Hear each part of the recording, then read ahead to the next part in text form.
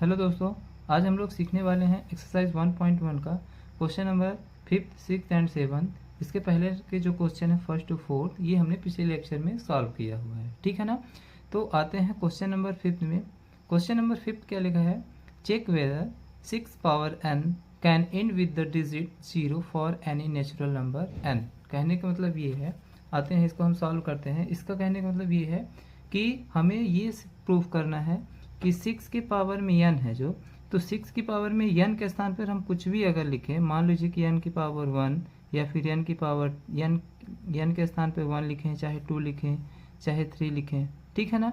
तो क्या इसका लास्ट में जो आंसर आएगा वो क्या 0 होगा, ठीक है ना। ये हमें प्रूव करना है। तो देखिए 6 की पावर 1 करते हैं, 6 1 जा 6, 6 का स्क्वायर करते हैं तो क्या हो जाता है 36, 6 का क्यूब करते हैं तो क्या हो जाता है 216। मतलब कि यह क्या होता है 0 नहीं आएगा, ठीक है। और इसी को हमको क्या करना है, प्रूव करके बताना है कि कैसे नहीं आएगा, ठीक है ना। तो चलते हैं, सबसे पहले हमें गिवन क्या है लिखते हैं। गिवन है n इज इक्वल टू 6 की पावर n, ठीक है ना। मतलब 6 की पावर में अभी n माना है, अभी n की वैल्यू हमें नहीं बताई गई है, ठीक है।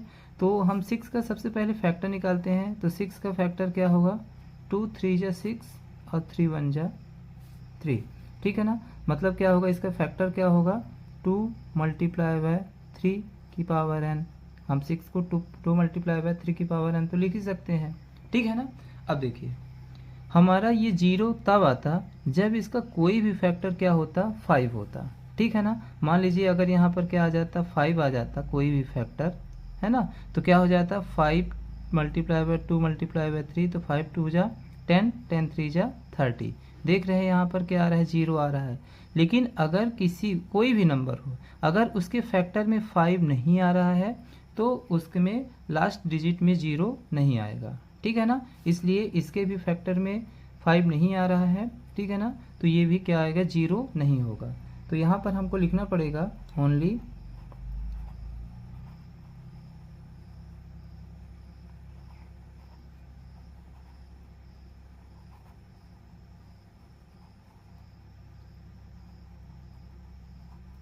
only prime by the factorization of 6 are 2 and 3, 2 and 3 and not 5, ठीक है। मतलब क्या बोल रहा है कि इसके जो फैक्टर हैं वो 2 और 3 हैं लेकिन 5 नहीं है। Hence 6 power n can't end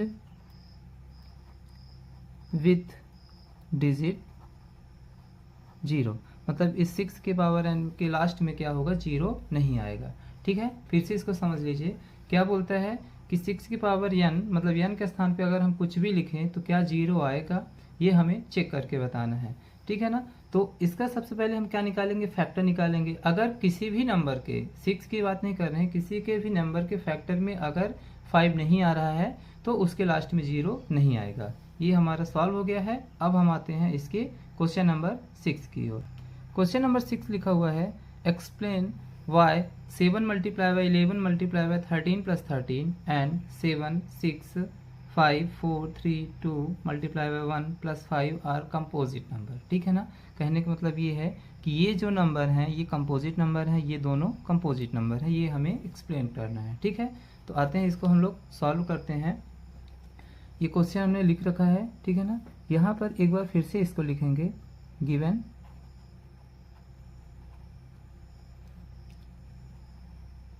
number कौन से हैं हमारे, पहला क्या है 7 multiply by 11 multiply by 13 plus 13, ठीक है ना। तो देखिए ये जो मल्टीप्लाई में एक साथ लिखे रहते हैं ये हमारा एक नंबर होता है और ये हमारा अलग नंबर है, ठीक है ना। क्योंकि इसको अगर मल्टीप्लाई करेंगे तो ये आ जाएगा, जैसे कि मान लीजिए 2 मल्टीप्लाई बाय 3 प्लस 3, तो 2 3 जा 6 प्लस 3, ठीक है ना। इसलिए हम इनको एक साथ लिख सकते हैं, ठीक है ना। अब देखिए अगर ये दो अलग अलग नंबर हैं तो देख रहे हैं कि इसमें भी 13 है, इसमें भी 13 है ना। तो हम 13 क्या ले लेंगे, इसमें से कॉमन ले लेंगे। 13 अगर हम कॉमन लेंगे तो क्या बचेगा, इसमें 7 मल्टीप्लाई बाय 11 मल्टीप्लाई बाय निकल गया ये तो 1 प्लस इसमें से भी 30 निकल गया तो क्या बचा 1, ठीक है ना। तो क्या हो जाएगा 13 मल्टीप्लाई बाय 7 11 जा कितना हो जाता है 77 और 77 1 जा 77 प्लस 1, ठीक है ये। अब इसको आगे करेंगे तो 13 मल्टीप्लाई बाय 77 में 1 ऐड करेंगे तो क्या हो जाएगा 78 और मल्टीप्लाई में 1 तो हमारा रहेगा ही किसी भी नंबर में, ठीक है ना। तो देख रहे हैं कि यहाँ पर इस नंबर की ये जो भी नंबर रहा होगा इसके 3 फैक्टर निकल रहे हैं, एक 13 निकल रहा है, एक 78 निकल रहा है, एक 1 निकल रहा है और एक और भी वो जो खुद नंबर होगा वो खुद अपना एक फैक्टर है, ठीक है ना। तो देख रहे हैं कि यह मोर देन 2 फैक्टर इसमें से निकल रहे हैं, इसलिए यह क्या होगा हमारा प्राइम नंबर नहीं होगा, यह हमारा कैसा नंबर होगा कंपोजिट नंबर होगा, ठीक है ना। कंपोजिट नंबर कैसे नंबर होते हैं देखिए, जैसे लिखा हुआ है 7 कंपोजिट नंबर, तो 7 जो है 1 की टेबल में आता है, 1 7 जा 7 और 7 में आता है 7 1 जा 7 और किसी के भी नंबर में ये नहीं आता है, इसलिए यह नंबर कैसा हो गया हमारा प्राइम नंबर हो गया।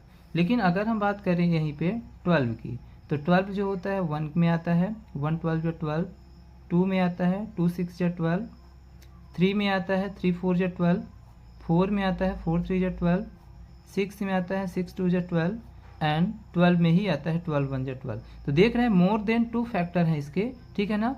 तो इसलिए कैसा नंबर हो जाएगा, ये कंपोजिट नंबर हो जाएगा।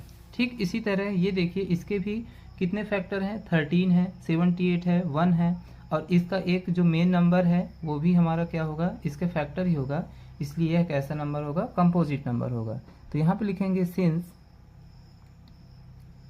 इट हैज़ मोर देन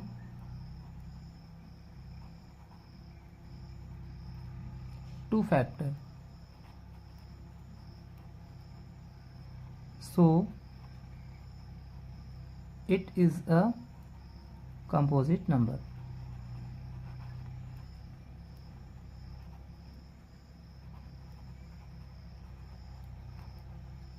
ठीक है ना, ये इसलिए कैसा नंबर होगा, कंपोजिट नंबर होगा।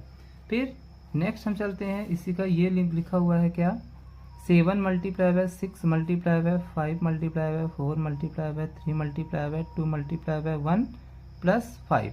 तो जैसे कि मैंने बताया यह मल्टीप्लाई करने पर हमारा एक नंबर आएगा और ये हमारा दूसरा नंबर है, ठीक है ना। तो देख रहे हैं यहाँ पर कुछ कॉमन दिखाई दे रहा है, हाँ यहाँ पर ये 5 यहाँ पे भी है, 5 यहाँ पर भी है, तो 5 को क्या कॉमन ले लेंगे, ये भी सेम इसी के जैसा लगाया जाएगा, ठीक है ना, सेम टू सेम इसी के जैसा है। 5 इसमें कॉमन लेंगे तो क्या बचेगा, 7 मल्टीप्लाई बाय 6 मल्टीप्लाई बाय 5 तो निकल गया, क्या बचा 4 multiply by 3 multiply by 2 multiply by 1 plus, अब इसमें से 5 निकल गया तो क्या बचा 1, ठीक है ना। अब इसको अगर हम इन सभी को मल्टीप्लाई करेंगे तो क्या मिलेगा 1008 और ये प्लस 1 है ही, ठीक है ना। अब 5 मल्टीप्लाई बाय 1008 में 1 ऐड करेंगे तो क्या हो जाएगा 1009 मल्टीप्लाई बाय 1 तो हमारा रहेगा ही, किस इसमें 5 1 जा 5 ही हो जाएगा, ठीक है ना। अब देखिए इसमें भी इसके कितने फैक्टर हो गए, 3 फैक्टर हो गए, 5 1009 एंड 1 और इन सभी को मल्टीप्लाई करने पे जो नंबर मिलेगा वो खुद एक फैक्टर होगा, ठीक है ना। तो इसमें भी मोर देन 2 फैक्टर हो रहे हैं, ठीक है ना, इसलिए ये भी कैसा नंबर होगा, हमारा कंपोजिट नंबर होगा, ठीक है ना। तो ये लिख लेंगे यहाँ पर, it has more than 2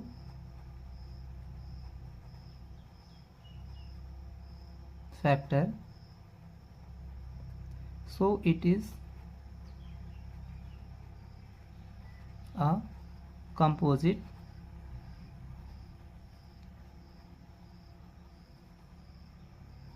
number, ठीक है ना।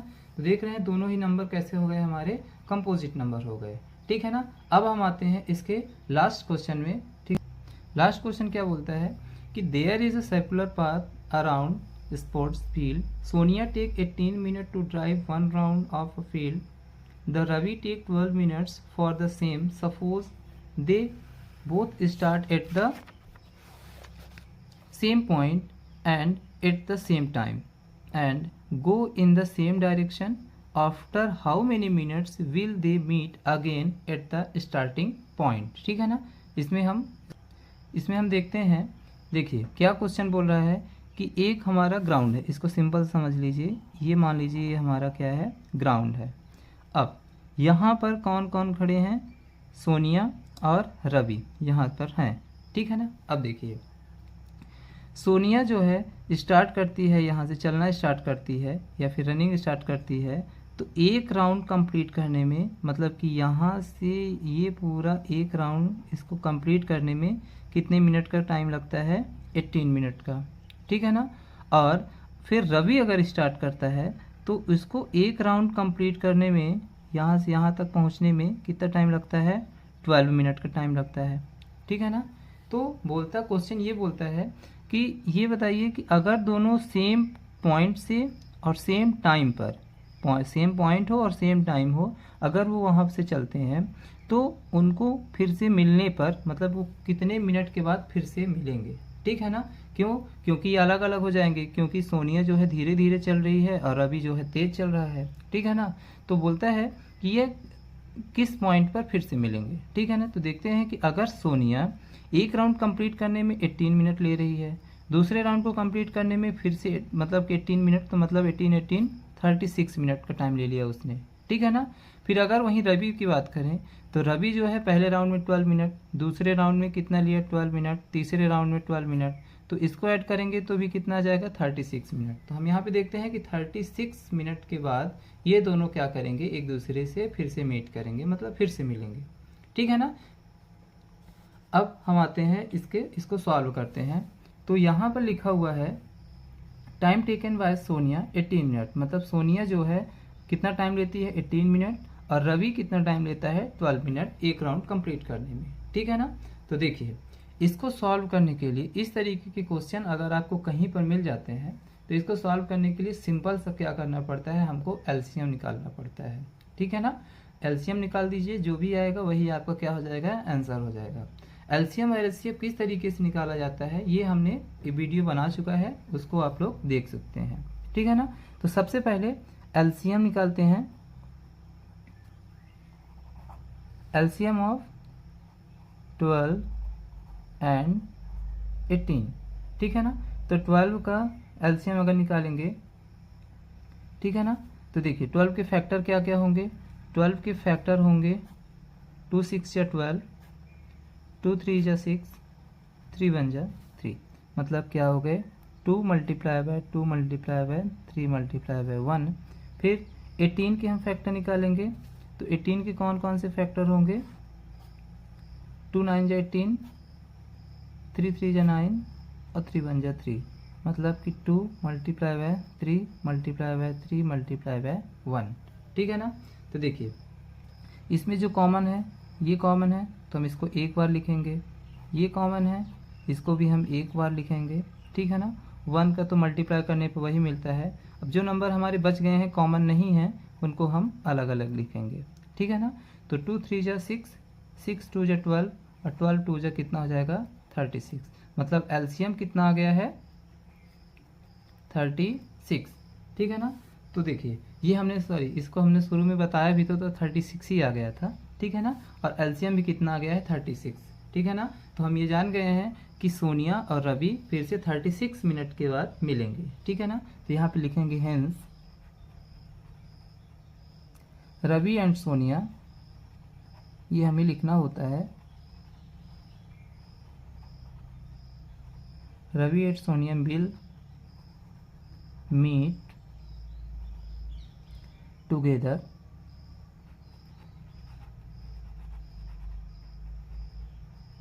at the starting point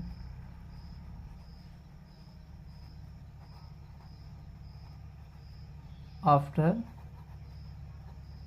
36 minutes, मतलब कि रवि और सोनिया 36 मिनट के बाद फिर से स्टार्टिंग पॉइंट पर मिलेंगे। बहुत ही इजी क्वेश्चन है और बहुत ही मोस्ट क्वेश्चन है। ठीक है ना। आपको ये नहीं लगाना है। ठीक है ना। सिर्फ आपका इतना आंसर है, ये हमने आपको एक्सप्लेन करने के लिए, समझाने के लिए यहाँ पर लगाया हुआ है। ठीक है ना। तो इसे आप 1 से 2 बार अगर लगाएंगे, 1 से 2 बार अगर समझेंगे तो ये आपसे बनने लगेगा।